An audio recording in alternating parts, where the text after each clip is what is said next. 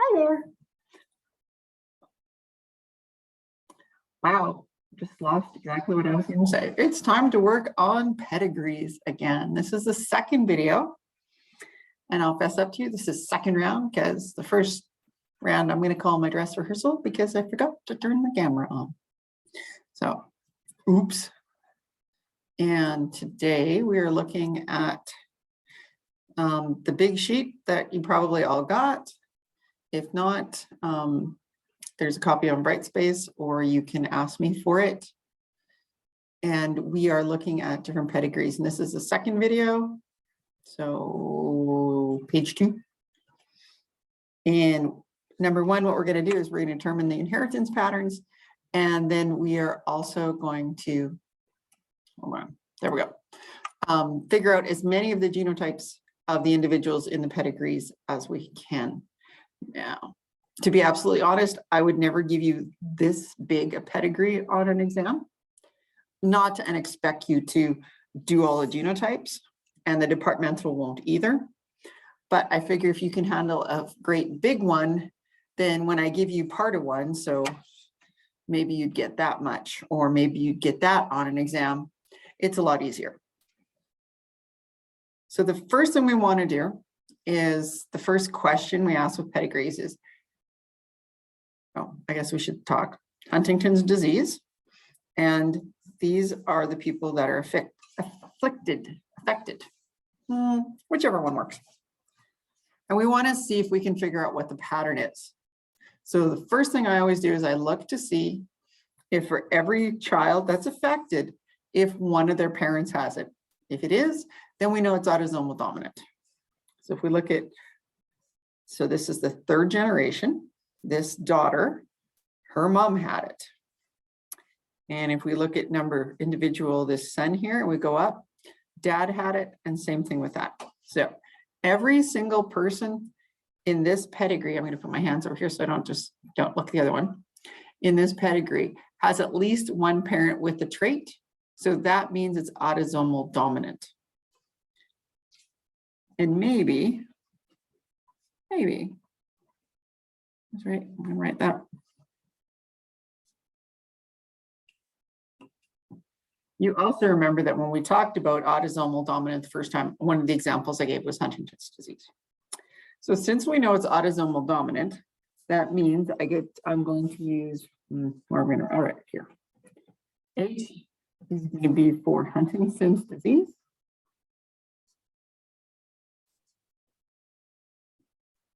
And little h is for normal. So those are the 2 genes that we're going to use. Not sure if you can see my face on the screen, but I keep moving it around so I can do this properly.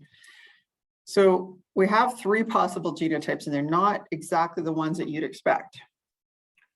We can have something that has someone who is heterozygous, or we can call them a carrier. We can have somebody who's normal. And this last one, I can't emphasize it enough, is someone who has the trait, but we can never be sure if they are homozygous or heterozygous.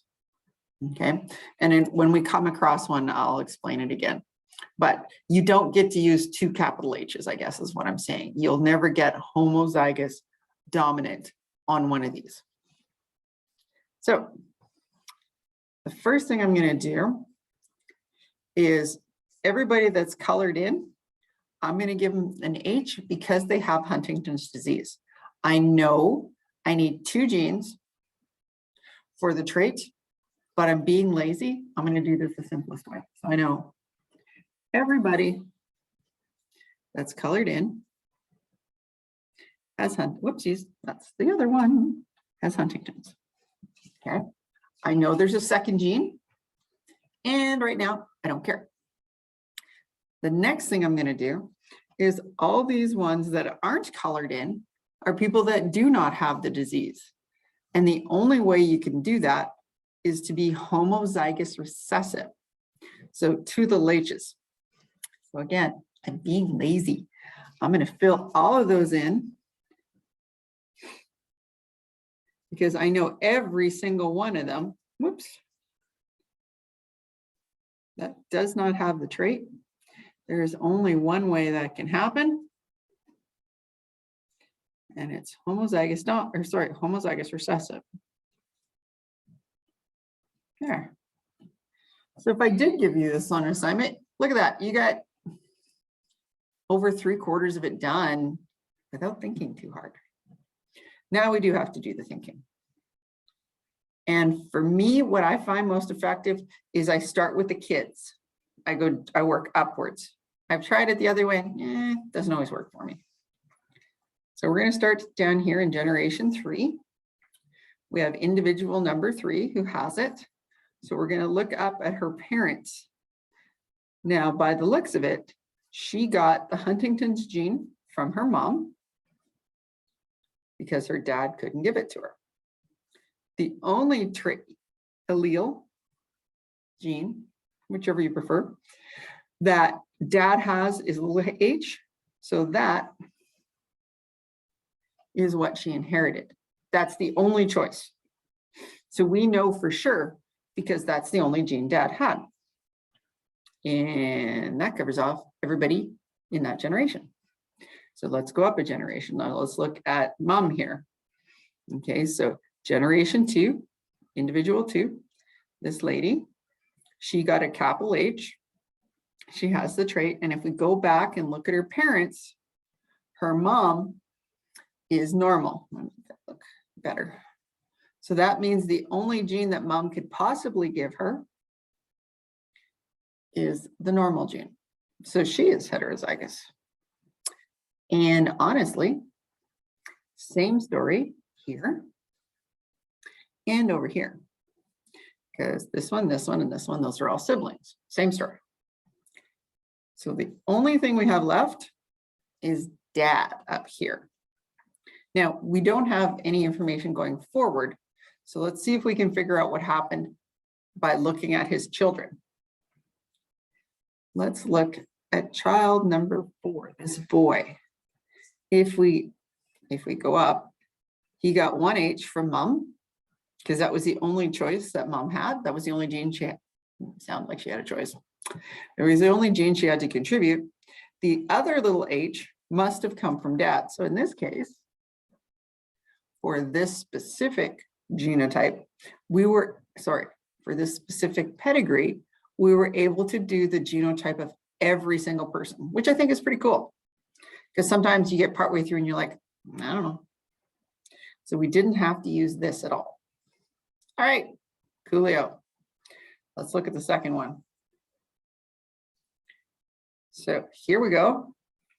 My first guess, and it is completely a guess, is this might be a dominant trait because we see a lot of it. So we're going to start like we did before at the bottom, and we'll check to see. Okay, so these guys have it. And if we go up, the parents had it. Yep. We look at number 5 here, go up. Yep, mom's got it. But right there, that's the one that makes the decision. All we need is one person in the whole pedigree to have 2 parents that are not showing the trait, and it shows up in the kid, the child, and their son. Right there is enough to say it is recessive.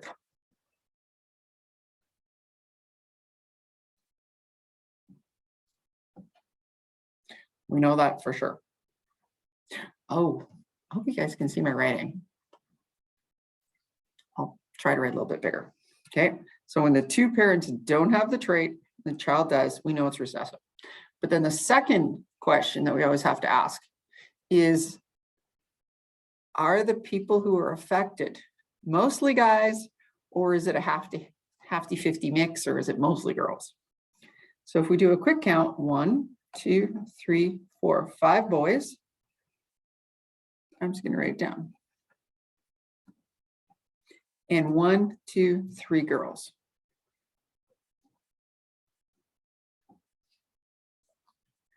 So if we had clearly more girls or closer to even, we could say this is autosomal recessive.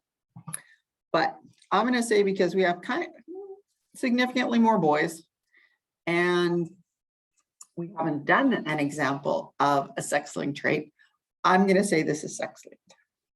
Okay. And you know what? The only sex-linked trait I can think of tonight is color blindness. Often when we do a pedigree, it'll come with this and it'll tell you what it's for. So I'm going to make the decision. This is a pedigree for color blindness.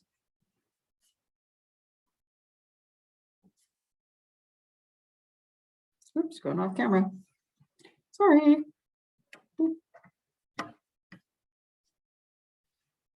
Okay. If this is a test or something and I said, tell me what kind of pedigree it is, and you just said autosomal recessive and then you did all the work right, I'd probably say yes. On a test, I'm going to do my best to make it really obvious. So if I was doing this for a test, I might take at least 2 of these girls, it doesn't matter which ones, and make them guys that have the trait. So then it's really, really clear what we got going on. So the fun part, as I said, this is X-linked recessive.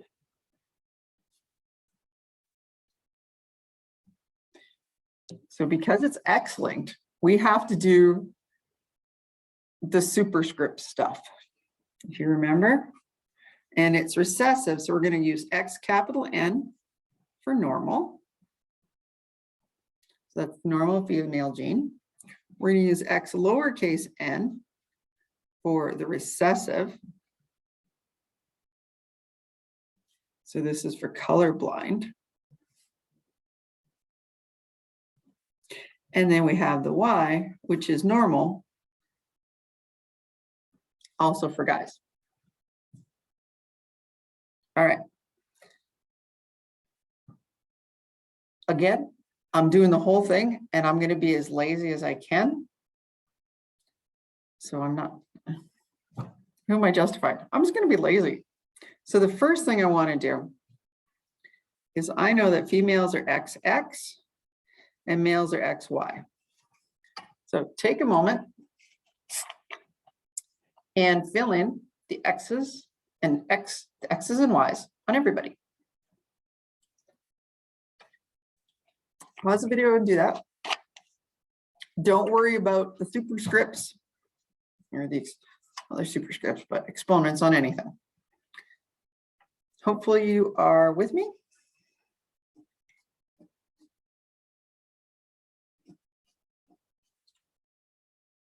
Whoops, I messed it up already.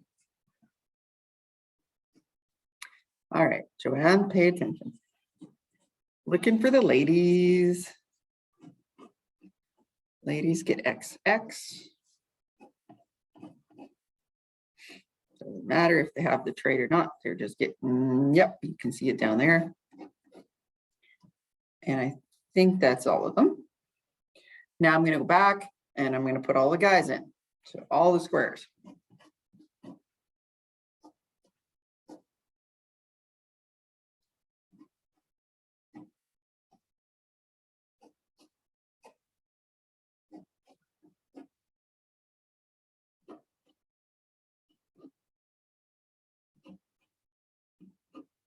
There. So that's pretty straightforward. Now, let's look at the people with the traits. I don't know what order to do it in, so we'll look at the people with the traits. So that means for ladies, excuse me, the only way our recessive trait is going to show up is if we have 2 copies of the recessive gene. That's, excuse me, that's what recessive is all about. So the ladies that are, where'd they go? There's one, there's one, there's one. are going to have little n, lowercase n, lowercase n, lowercase n, lowercase n. Because they have to, because that's the only way the color blindness is going to show up. If they have a normal in there, then they would have like normal vision. And we can turn around. And now let's do the guys who are colorblind. They only need one copy of the gene. Well, they only have one copy of the X gene. So these also are going to be lowercase.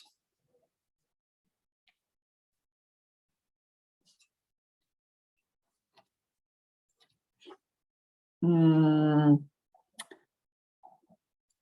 know what? Let's do the guys, the males that don't have the trait.